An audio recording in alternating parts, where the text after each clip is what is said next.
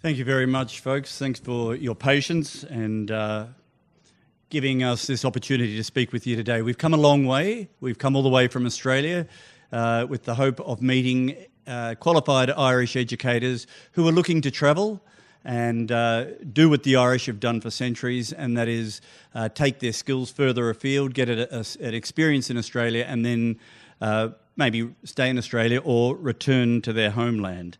So, as I said, my name is Paul Desmond. I come to you from the Catholic Diocese of Sandhurst, and my colleague is Tom Sexton. Tom has the responsibility for the Catholic Diocese of Ballarat.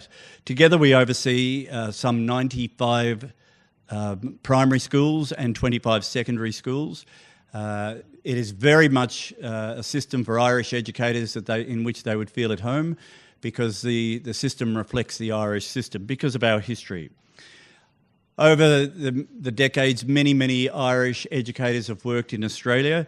Once COVID hit, many of those Irish teachers returned to Ireland. We're hoping that they'll come back to Australia because we're experiencing a severe teacher shortage in Australia at the moment. In Australia, we have a real growth in our education sector by way of the number of students, the number of schools. Where we are not growing is the number of educators. Tom and I are going to speak to you today about the regional area of the state of Victoria in which we live. But if you hear us refer to remote schools, we don't mean remote by way of technology or computers. We mean remote as in geography, as in isolated from the major centres. So the state of Victoria is the southern state of Australia, and as the map shows you there, on the large area on the left-hand side is the Diocese of Ballarat. The smaller area on the north of the state of Victoria is the Diocese of Sandhurst.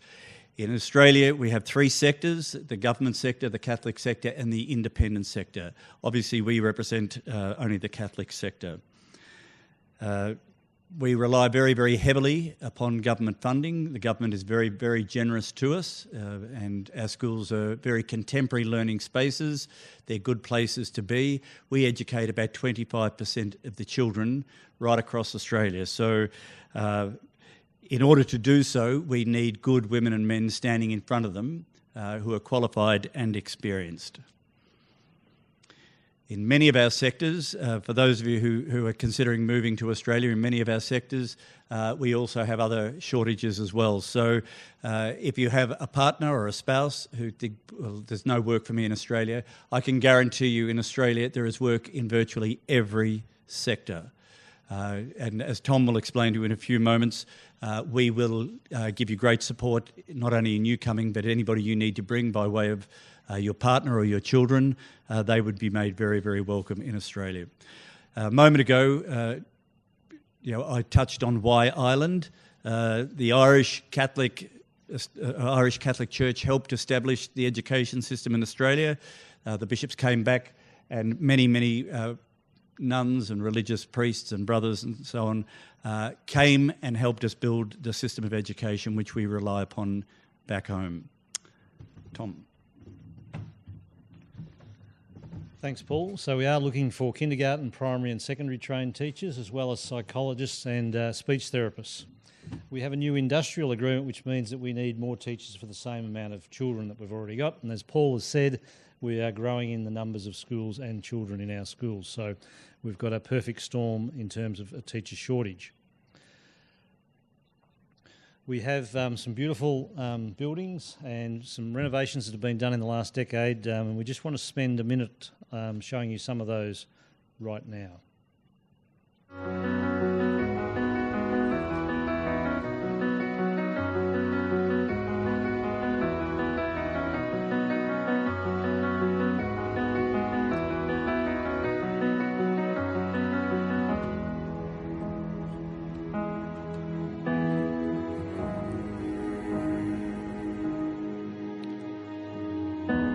Invested many millions of dollars in our schools in the last decade. You can see some of the results on the screen for you. It's a mixture of primary schools and secondary schools in our two dioceses.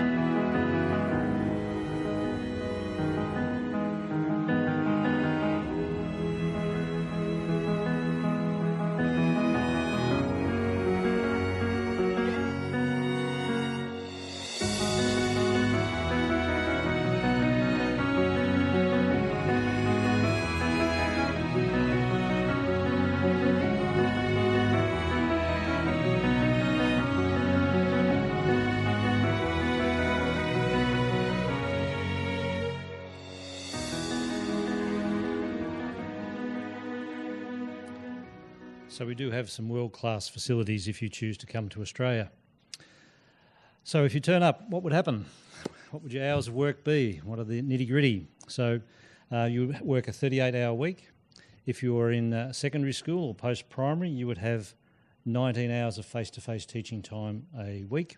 If you're in a primary school, that would increase slightly to 21.5 hours of face-to-face time per week.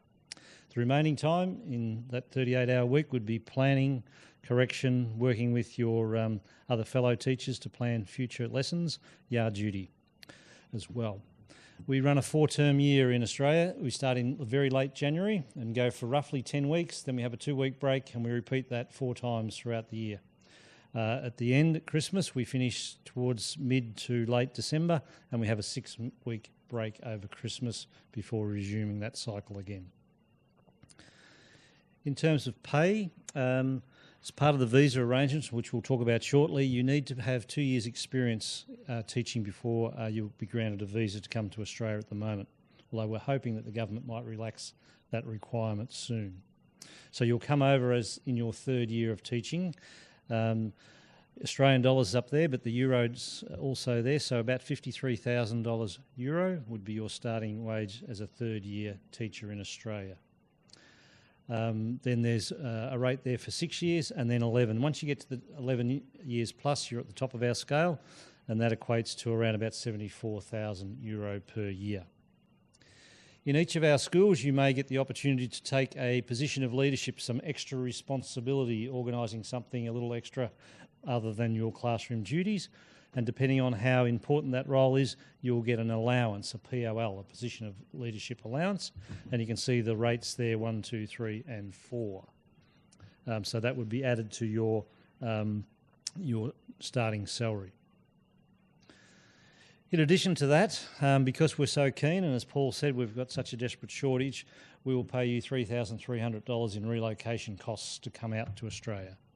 We'd pay you $2,000 on arrival and $1,300 at the end of your 2nd or 4th year contract. And I'll explain a little bit more about that in a moment.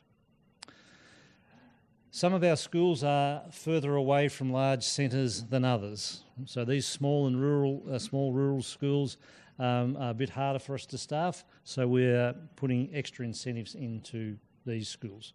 So if you worked in one of these schools, $6,600 would be your relocation allowance, and you can see on the screen how that would be split up over the time of your contract. It is likely, but not guaranteed, but it's very likely that you'll be offered a position of leadership at these small schools, and that equates to around €6,000 extra a year. So what is a small rural school in the Australian context? It's a school, it's usually a primary school, although we have a couple of secondary schools, usually between 15 and 20 students. And it's usually about an hour away from a large regional town. Now in Australia, an hour means about 100 kilometres. So if you're outside of the metropolitan areas, then 100 k's, 1 hour. That's roughly how it works. This here shows you a picture of all of the schools in our 2 dioceses. The blue dots are our regular schools, and the ones with the red and the kangaroo in the middle is the small rural schools. And if they were one of the schools that you chose to teach at, that's where those extra incentives that I just went through would apply. So you can see that from one end of the state to the other, etc. So, your visa. Paul will talk to you a little bit about your visa requirements. Folks, to come to Australia under the system that we're suggesting, you'll need at least 2 years of teaching experience, either here in Ireland or elsewhere. Primary school teachers, the government allows you to come into Australia for a period of 2 years on a visa. If you're a secondary school teacher, you're allowed to come in for a period of 4 years on a visa. Once again, we are looking to have the government amend this. It makes very little sense to us why a primary school teacher should only be allowed to come for 2 years and a secondary for 4. So we're looking to see that we can get those adjusted under the dire circumstances that we're experiencing at the moment. The Australian government does have numerous testing requirements. Firstly, Tom and I and anybody else in positions such as ours, we need to be able to prove to the government that we have advertised, we have researched, we've done everything we possibly can to recruit in our own backyard, in our own homeland. That will be the easiest part of this journey. We can do that. We can do that very, very quickly. The Australian Institute of Teaching and School Standards, AITSL, as we know it, they also have a range of criteria which incoming teachers are asked to address. They're not difficult. They make a great deal of common sense. It's around proving your capability as a teacher. But as I said, they are not difficult to do. The visa costs, as you can see there, a 2-year visa is roughly €3,900. That is for the 2 years. The 4 years, around $7,000 for that period of time. Your visa costs are around $3,000. We are employing agents to help us, to help you, to complete everything to do with attaining the visa.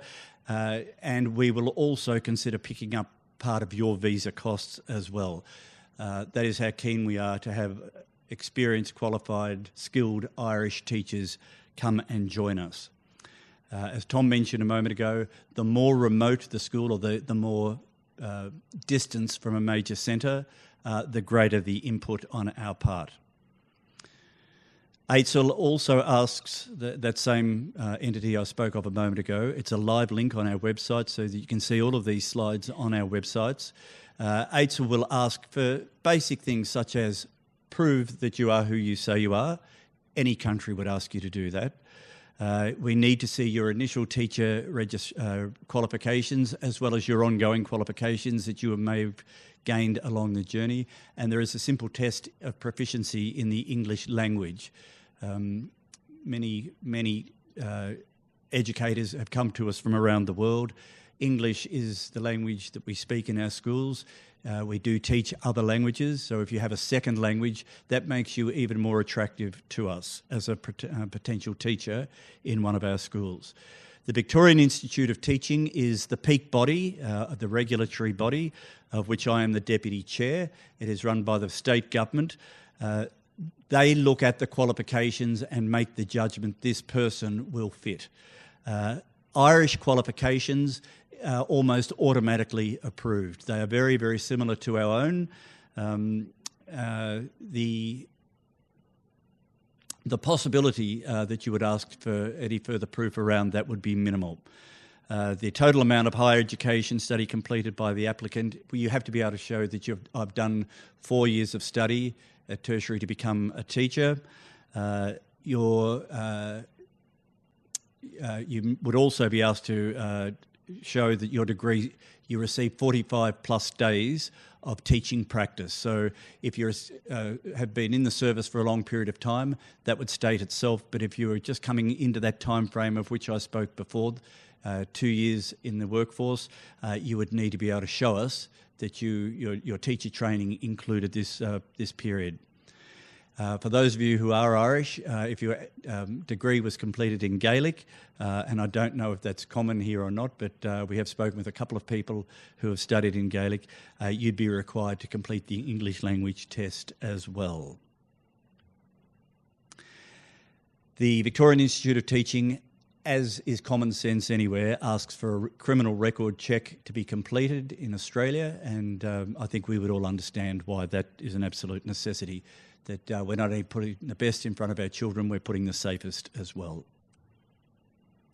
So, our local context, there are 95 schools between Tom and I, 95 primary schools, 25 secondary schools. We have 3 flexible learning settings, schools for boys and girls who choose not to be in a mainstream environment for whatever reason. And as Tom pointed out, we have some very, very small schools and we have some juggernauts as well.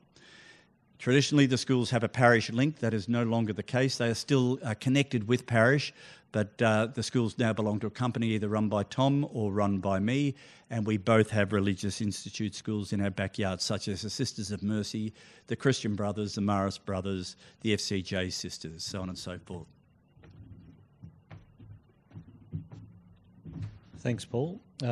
This video clip We'll show you visually some of the places, the towns and the schools that you may wish to apply for, from one part of the Victoria to the other. So you should be able to see great diversity in this short video.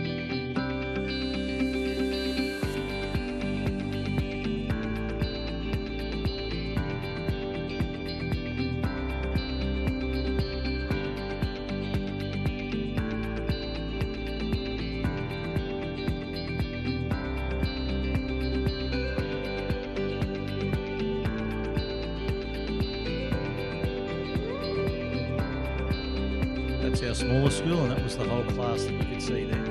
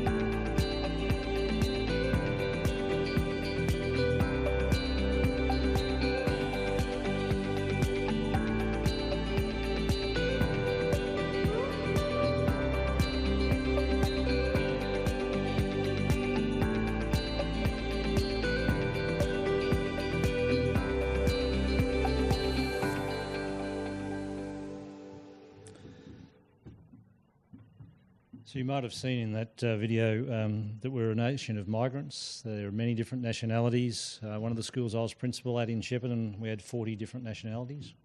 We're a young country, European country anyway, about 220 years, but our Indigenous brothers and sisters have been there for 60,000 years, and many of them come to our schools. Within Victoria, you've got the lot. You've got rainforests, you've got deserts, we've got snow and high country, oceans and rivers and beaches. If you're in one of the major centres, then public transport's pretty good. If you're further out, a car's a necessity. Our country communities are very strong in terms of arts and sport, and we'll endeavour to make sure we hook you up with the local arts and sporting community. What you can expect from us, we'll actually come and pick you up from the airport and we'll bring you back to either Ballarat or Bendigo, and we'll give you some induction over a couple of days, things about our school system, things about living in Australia, where to find a supermarket, how to do, these different things. And that induction will be ongoing. Before you arrive, we'll make sure you have a house to live in. So part of the work that we're doing is that the principals of the schools that have these vacancies need to be able to guarantee that you have a decent place to live. We'll assist you find a car. Now, we won't guarantee we'll find you a car. That'll be part of your responsibility if you require a car to do that, but we'll give you every assistance that we can.